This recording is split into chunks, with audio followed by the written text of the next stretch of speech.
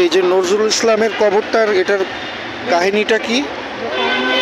ইসলামের যখন একটা ছেলে, হ্যাঁ ছেলেটা বুলবুল, তখন ওই ছেলেটা জন্ম হলো, জন্মের পরে মারা গেছে। এখন যে জন্ম শুনে টাকা পয়সা নাই, আর তারপরে এখন মারা গেছে, এখন কবর দেওয়ার একটা করে দিলে আমি কবিতা লিখে দিব, আমার টাকা দেবো। আমাদের টাকা নেই, টাকা না করে সব প্রকাশক বিদায় দিয়ে দিচ্ছে। একটা প্রকাশক বলছে যে এখনই একটা যদি কবিতা লেখো তাহলে পাবো। তখন ওই কবিতাটা লিখছে, জমিয়ে হচ্ছে তখন তুমি আমার গানের বই বলি, এই গানটা এত সুন্দর আমার কবর দিয়ে তোমরা মসজিদে, মসজিদের পাশে আমার কবর দিয়ে প্রতিদিন যেন আমি আজান শুনি। এই আল্লাহ পূরণ করছে। কবিতাটা পড়লেই তুমি দেখবে, কারণ উনি তো কোনো পীরও না, আউলিয়াও না, দরবেশও না, উনি ডাক্তারও না, ইঞ্জিনিয়ারও না, কোনো পলিটিশিয়ান না, উনি একজন কবি। একটা কবিকে এত বড় সম্মান কে দিচ্ছে? এটা আল্লাহ দিচ্ছে। আল্লাহ না দিলে কিন্তু মানুষে দিতে পারতো না। তাহলে এটা আমি চিন্তা করতেছি, ওনার আল্লাহর সাথে একটা সম্পর্ক ছিল, কিন্তু উনি কিন্তু ধর্ম প্রচারকও ছিল না, তাই না? বরঞ্চ উনি কবিতা লিখতো। ওনার ভিতরে একটা প্রতিভা আছে।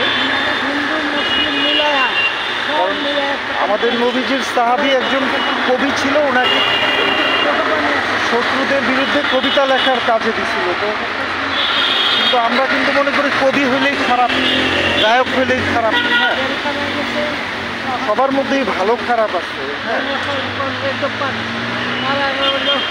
দেখেন ঠিক মসজিদের পাশে ওনার কবরটা, আর একটা কবর অনেক ছোট জায়গা নিয়ে হইতে পারতো, কিন্তু দেখেন এত বড় জায়গা নিয়ে, এটা কিন্তু মানুষ চাইলেও হবে না, এটা আল্লাহর ইচ্ছা লাগে। হ্যাঁ, আল্লাহর ইচ্ছা লাগে। কারণ উনি অনেকগুলা বিয়ে করছে, কত কিছু, মানুষ তো ওনারে খারাপই বলে, কিন্তু ওনার কবর এত সুন্দর, এত ভালোভাবে আছে, নিশ্চয়ই এটা আল্লাহর রহমত। হ্যাঁ, অবশ্যই। তাহলে অনেক কিছু বুঝা চলতে হয়। কারণ এই কবিতাটা কার? যে সহজ কথা বলতে বলো আমায় সহজে, সহজ কথা বলা যায় না সহজে, বুঝে নিতে হয়। আমার কবিতা চুরি করছে, সমুদ্রের থেকে পানি নিলে সমুদ্রের পানি যায় না, এমনিতে এরকম বড় মানুষ। এটাই আমি খুবই প্লিজ যে ওনার কবরটা যে ঠিক উনি যেরকম চাইছে, তাহলে এটা আল্লাহর ইচ্ছা লাগে। হ্যাঁ, কারণ উনি কোনো দরবেশও নাই না। দরবেশের অনেকের পীর সাহেবের ঘর এখন আর নাই, ওনার ছেলেমেয়েরা রাখতে পারেনি, কিন্তু এনার কেউ রাখে না। এনার আল্লাহ যেই গভর্নমেন্ট আসে ওনারটা থাকে আল্লাহর রহমতে। তাহলে দেখেন এটা আল্লাহর রহমত ছাড়া কিছু এই আর কি। হ্যাঁ, ওই যে মানুষ ফুল দিতেছে, ওরা দোয়া দুরুদও পড়তেছে ওনার জন্য। হ্যাঁ,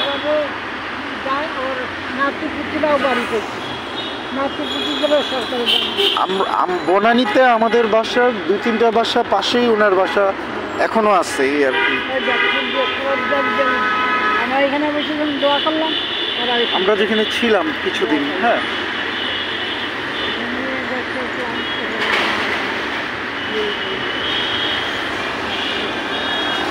ঠিক আছে তাহলে। হ্যাঁ, ভালো থাকেন, আল্লাহ হাফেজ, আসসালামু আলাইকুম। My mom described a little bit about জাতীয় কবি Kazi Nazrul Islam. Thank you very much.